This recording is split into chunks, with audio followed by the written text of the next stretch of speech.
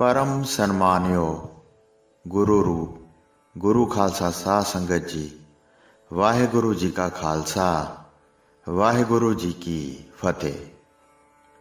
संत के दोखी को अवर ना राखण हार, नानक संत भावै तां लए उबार।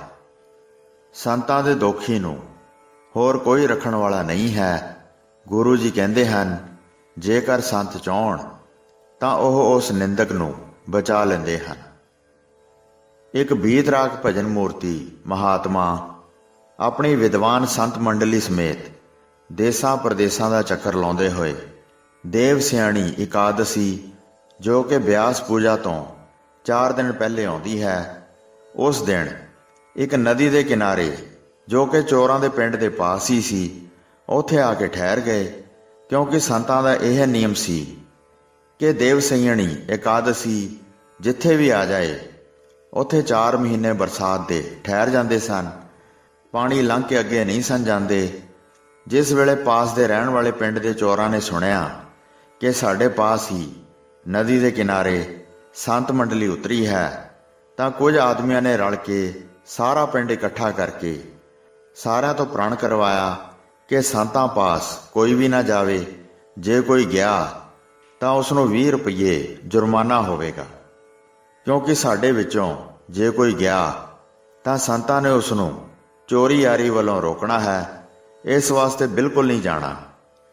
उन्हां विचों तां कोई ना गया, पर होर आस पास दे जो पिंड सन उत्थे दे लोग आके बड़े प्रेम नाल सेवा कर जाया करन। नित ही खीर पूड़ियां कड़ाह पुलाह आदਿਕਾਂ ਦੇ भंडारे हुंदे रहण। जिस वेले 4 महीने पूरे हो गए ते हर प्रबोधनी एकादशी आ गई तां संत उथों ਚੱਲਣ ਨੂੰ ਤਿਆਰ हो गए। डाकुआं ਨੂੰ पता लगा कि कल संतां ने चले जाना है, तां उन्हां ने विचारिया कि आस पास पिंडां दे लोग साडी निंदा करदे हन कि इस पिंड दे लोग बड़े मंदभागी हन जो इन्हां ने बिल्कुल सेवा नहीं की। इसलिए अज एक आदमी भेज दईए जो संतां दा समान चुक के जिथे जाना चाहण उत्थों तक उन्हां नूं छड्ड आवे।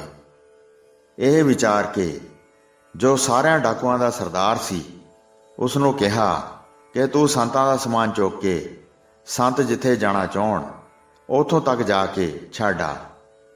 जिस वेले ओह डाकू आया तां संत अगे अपना समान बन के हटे ही सन।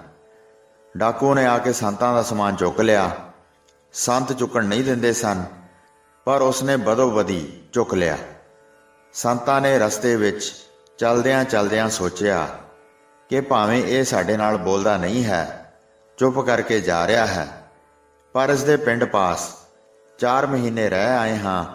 भावें इस पिंड विचों किसी ने भी आके सेवा नहीं की, पर सारिਆਂ विचों ये अखीरले दिन आके सेवा कर रहा है। इसे एक नूं सुधार दईए तां चंगा है, क्योंकि संतां दा मिलाप एवें खाली नहीं जाता। संतां ने पुछया, तू की काम करदा है? ओह चुप रहा। दूजी बार पुछया तां भी चुप रहा। दयालु संतां ने फिर तीजी बार पुछया तां उसने कहा, मैं चोर हाँ। फिर संतां ने पूछा, नेरा चोर है कि यारवी? उसने कहा, यारवी हाँ, किसी जाति दी स्त्री मैं छड्डी नहीं। संतां ने पूछा, शराब भी पींदा है? उसने कहा, हाँ जी, रोजाना पींदा हाँ। 365 दिनां विचों एक दिन भी नहीं छड्डी। संतां ने पूछा, मांस भी खांदा है? उसने कहा, सब जीवां दा मांस खा जांदा हाँ। ये गल्लां सुन के संतां ने विचारिया, यह तां बड़ा पापी है। पापियां ते निंदकार नूं सुधारना साडा ही काम है। इस नूं किसी तरीके नाल सुधारना चाहिदा है। संतां ने कहा, जेकर तू साडी गल मन्नी होवे तां साडा समान चुक, नहीं तां इत्थे ही रख दे। डाकू ने कहा, जेकर आप मैनूं चोरी यारी तो छुड़ाओगे वो तां मैं नहीं छड्ड सकांगा। संतां ने कहा, बिल्कुल नहीं छुड़ावांगे, थोड़ी थोड़ी छुड़ावांगे। जे तू साडियां 4 गल्लां मन लवेगा तां सारी उम्र सुखी हो जाएगा। उसने कहा, आप जी हुक्म करो, मैं मन लवांगा।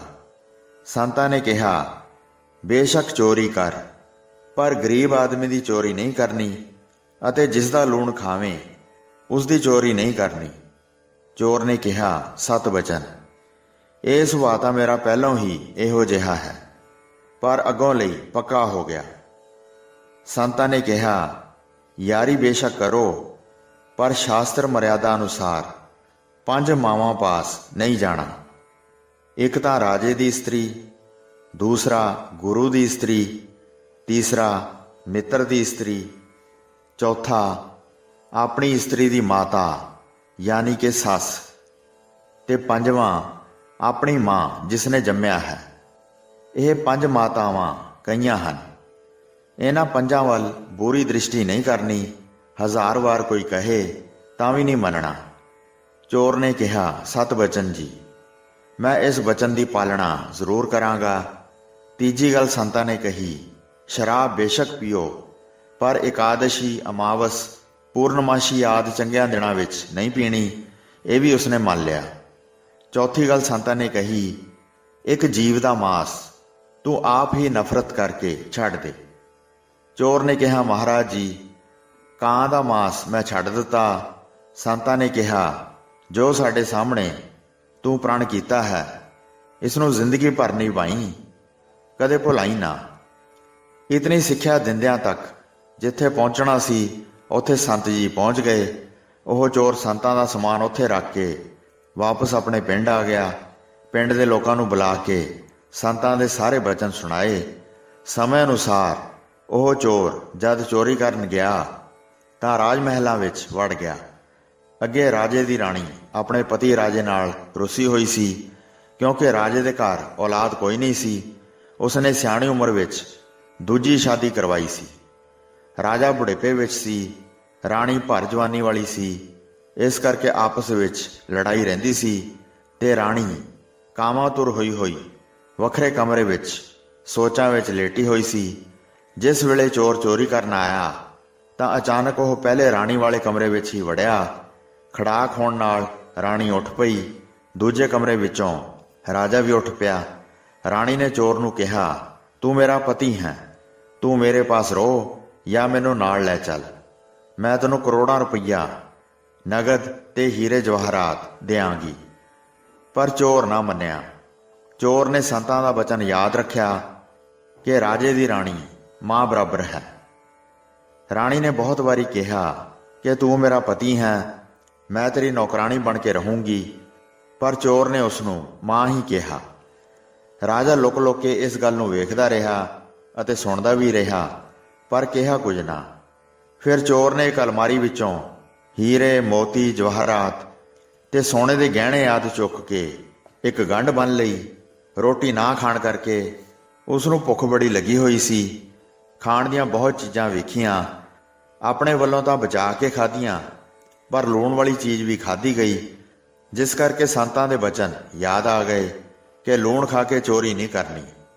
ਉਸ ਵੇਲੇ ਚੋਰੀ ਦਾ ਸਾਰਾ ਸਮਾਨ ਉੱਥੇ ਹੀ ਛੱਡ ਕੇ ਬਾਹਰ ਨਿਕਲ ਗਿਆ। ਸਵੇਰੇ ਉੱਠਦਿਆਂ ਸਾਰ ਰਾਜੇ ਨੇ ਵੇਖਿਆ ਮੇਰਾ ਕੋਈ ਨੁਕਸਾਨ ਨਹੀਂ ਹੋਇਆ। ਚੋਰ ਦੇ ਧਰਮ ਨੂੰ ਵੇਖ ਕੇ ਰਾਜਾ ਬੜਾ ਖੁਸ਼ ਹੋਇਆ ਤੇ ਸ਼ਹਿਰ ਵਿੱਚ ਢੰਡੋਰਾ ਫਰਾ ਦਿੱਤਾ ਕਿ ਜਿਹੜਾ ਚੋਰ ਰਾਤ ਨੂੰ ਰਾਜ ਮਹਿਲਾਂ ਵਿੱਚ ਆਇਆ ਸੀ ਉਹ ਮੇਰੇ ਪਾਸ ਆਵੇ, ਮੈਂ ਉਸ ਨੂੰ ਇਨਾਮ ਦੇਣਾ ਚਾਹੁੰਦਾ ਹਾਂ। ਉਹ ਚੋਰ ਢੰਡੋਰਾ ਸੁਣ ਕੇ ਰਾਜੇ ਦੇ ਸਾਹਮਣੇ ਆ ਪਹੁੰਚਿਆ। ਰਾਜੇ ਨੇ ਕਿਹਾ, ਜੇ ਤੂੰ ਚੋਰੀ ਕੀਤੀ ਹੈ ਫਿਰ ਤੂੰ ਮਾਲ ਚੁੱਕ ਕੇ ਕਿਉਂ ਨਹੀਂ ਲੈ ਕੇ ਗਿਆ? ਚੋਰ ਨੇ ਕਿਹਾ, ਸੰਤਾਂ ਦਾ ਬਚਨ ਹੈ, ਜਿਸ ਦਾ ਲੂਣ ਖਾਵੇਂ ਉਸ ਦੀ ਚੋਰੀ ਨਹੀਂ ਕਰਨੀ। ਮੈਂ ਰਾਤ ਨੂੰ ਚੋਰੀ ਕਰਕੇ ਭੁੱਖ ਦੇ ਕਾਰਨ ਕੁਝ ਮਠਿਆਈ ਖਾਧੀ, ਪਰ ਨਾਲ ਨੂਣ ਖਾਧਾ ਗਿਆ, ਇਸ ਲਈ ਸਾਰਾ ਸਮਾਨ ਛੱਡ ਕੇ ਚਲਾ ਗਿਆ। ਫਿਰ ਰਾਜੇ ਨੇ ਕਿਹਾ, ਰਾਣੀ ਤੈਨੂੰ ਪਤੀ ਬਣਾ ਰਹੀ ਸੀ, ਉਸ ਦਾ ਪਤੀ ਕਿਉਂ ਨਾ ਬਣਿਆ? ਚੋਰ ਨੇ ਕਿਹਾ, ਸੰਤਾਂ ਦਾ ਬਚਨ ਸੀ ਕਿ ਰਾਜੇ ਦੀ ਰਾਣੀ ਮਾਂ ਬਰਾਬਰ ਹੁੰਦੀ ਹੈ, ਇਸ ਕਰਕੇ ਮੈਂ ਉਸ ਨੂੰ ਮਾਂ ਹੀ ਸਮਝਦਾ ਰਿਹਾ ਹਾਂ। ਇਹ ਗੱਲਾਂ ਸੁਣ ਕੇ ਰਾਜਾ ਬੜਾ ਖੁਸ਼ ਹੋਇਆ ਤੇ ਕਹਿਣ ਲੱਗਾ, ਅਜਿਹਾ ਧਰਮਾਤਮਾ ਮਨੁੱਖ ਮਿਲਣਾ ਬਹੁਤ ਹੀ ਮੁਸ਼ਕਲ ਹੈ।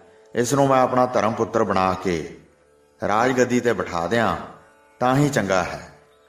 ਉਸੇ ਵੇਲੇ ਰਾਜੇ ਨੇ ਸਭਾ ਲਗਾਈ ਤੇ ਮੰਤਰੀਆਂ ਨੂੰ ਬੁਲਵਾ ਕੇ ਉਸ ਦੀਆਂ ਨੇਕ ਗੱਲਾਂ ਸੁਣਾਈਆਂ। ਸਾਰਿਆਂ ਵਿੱਚ ਹੀ ਉਸ ਨੂੰ ਧਰਮ ਪੁੱਤਰ ਬਣਾ ਕੇ ਤਿਲਕ ਦੇ ਕੇ ਰਾਜਗੱਦੀ ਉੱਤੇ ਬਿਠਾ ਦਿੱਤਾ। ਰਾਜੇ ਦੇ ਵਜ਼ੀਰ ਵੀ ਧਰਮਾਤਮਾ ਸਨ। ਦੋਹਾਂ ਦੇ ਸਦਾਚਾਰ ਕਰਕੇ ਸਾਰੀ ਪ੍ਰਜਾ ਵੀ ਸ੍ਰੇਸ਼ਟ ਕਰਤੱਵਾਂ ਦੇ ਕਰਨ ਵਾਲੀ ਹੋ ਗਈ। ਉਹ ਚੋਰ, ਮਾਸ, ਸ਼ਰਾਬ ਆਦਿਕ ਸਭ ਕੁਝ ਛੱਡ ਕੇ ਹਮੇਸ਼ਾ ਲਈ ਸਦਾਚਾਰੀ ਹੋ ਗਿਆ। ਰਾਜੇ ਰਾਣੀ ਦਾ ਵੀ ਆਪਸ ਵਿੱਚ ਮੇਲ ਕਰਵਾ ਦਿੱਤਾ ਤੇ ਮਾਤਾ ਪਿਤਾ ਸਮਝ ਕੇ ਉਹਨਾਂ ਦੀ ਸੇਵਾ ਵਿੱਚ ਜੁੜ ਗਿਆ ਤੇ ਪਿੰਡ ਦੇ ਸਾਰਿਆਂ ਚੋਰਾਂ ਨੂੰ ਆਪਣੇ ਪਾਸ ਨੌਕਰ ਰੱਖ ਕੇ ਉਹਨਾਂ ਦਾ ਜੀਵਨ ਵੀ ਸੁਧਾਰ ਦਿੱਤਾ। ਸੰਤਾਂ ਦੀਆਂ ਮੰਡਲੀਆਂ ਬੁਲਾ ਕੇ ਸਤਸੰਗ ਕਰਵਾ ਕੇ ਸਾਰਾ ਸ਼ਹਿਰ ਵੀ ਸੁਧਾਰ ਲਿਆ। ਇੱਕ ਵਾਰ ਉਹ ਡਾਕੂ ਰਾਜਾ ਆਪ ਬਿਮਾਰ ਹੋ ਗਿਆ। ਹਕੀਮਾਂ ਨੇ ਉਸ ਨੂੰ ਕਾਂ ਦਾ ਮਾਸ ਖਾਣ ਲਈ ਕਿਹਾ, ਪਰ ਉਹ ਨਾ ਮੰਨਿਆ। ਜਿਨ੍ਹਾਂ ਸੰਤਾਂ ਨੇ ਇਸ ਨੂੰ ਉਪਦੇਸ਼ ਦਿੱਤਾ ਸੀ, ਉਹੀ ਸੰਤ ਫਿਰਦੇ ਫਿਰਦੇ ਜਿੱਥੇ ਚੁਮਾਸਾ ਕੱਟਿਆ ਸੀ ਉੱਥੇ ਜਾ ਪਹੁੰਚੇ। ਜਿਸ ਵੇਲੇ ਚੋਰਾਂ ਦਾ ਪਿੰਡ ਜਾ ਕੇ ਵੇਖਿਆ ਤਾਂ ਸਾਰਿਆਂ ਨੂੰ ਧਰਮਾਤਮਾ ਵੇਖ ਕੇ ਖੁਸ਼ ਹੋ ਗਏ। ਪਤਾ ਲੱਗਾ ਕਿ ਇਹ ਤਾਂ ਸਾਰੇ ਰਾਜੇ ਦੇ ਨੌਕਰ ਹੋ ਗਏ ਹਨ। ਜਿਹੜਾ ਚੋਰਾਂ ਦਾ ਬੜਾ ਸਰਦਾਰ ਸੀ ਉਹ ਰਾਜਾ ਬਣ ਗਿਆ ਹੈ, ਪਰ ਇਸ ਵੇਲੇ ਉਹ ਬਿਮਾਰ ਹੈ। ਉੱਥੇ ਚੱਲ ਕੇ ਫਿਰ ਸੰਤ ਜੀ ਉਸ ਦੇ ਪਾਸ ਆਏ ਤੇ ਪੁੱਛਦੇ ਹਨ ਕੀ ਹਾਲ ਹੈ। ਉਸਨੇ ਕਿਹਾ, ਬਿਮਾਰੀ ਦੀ ਵਜ੍ਹਾ ਕਰਕੇ ਹਕੀਮ ਕਾਂ ਦਾ ਮਾਸ ਖਾਣ ਲਈ ਕਹਿੰਦੇ ਹਨ, ਪਰ ਤੁਹਾਡੇ ਬਚਨਾਂ ਅਨੁਸਾਰ ਮੈਂ ਨਹੀਂ ਖਾਧਾ। ਤੁਸੀਂ ਮਿਹਰ ਦੀ ਦ੍ਰਿਸ਼ਟੀ ਕਰੋ ਜਿਸ ਤੇ ਰੋਗ ਹਟ ਜਾਏ। ਸੰਤਾਂ ਨੇ ਉਸੇ ਵੇਲੇ ਆਪਣੇ ਪਾਸੋਂ ਦਵਾਈ ਦੇ ਕੇ ਕਿਰਪਾ ਦ੍ਰਿਸ਼ਟੀ ਕਰਕੇ ਉਸ ਨੂੰ ਅਰੋਗ ਕਰ ਦਿੱਤਾ। ਇਸੇ ਤੇ ਹੀ ਗੁਰੂ ਜੀ ਨੇ ਕਿਹਾ ਹੈ, ਕਿਰਪਾਲੂ ਸੰਤ ਕਿਰਪਾ ਕਰਨ ਤਾਂ ਸੰਤਾਂ ਦੇ ਸੰਗ ਕਰਕੇ ਚੋਰ, ਡਾਕੂ, ਪਾਪੀ, ਨਿੰਦਕ ਵੀ ਤਰ ਜਾਂਦੇ ਹਨ। ਹੋਈਆਂ ਭੁੱਲਾਂ ਚੁੱਕਾਂ ਦੀ ਖਿਮਾ ਬਖਸ਼ਣੀ ਜੀ। ਵਾਹਿਗੁਰੂ ਜੀ ਕਾ ਖਾਲਸਾ, ਵਾਹਿਗੁਰੂ ਜੀ ਕੀ ਫਤਿਹ।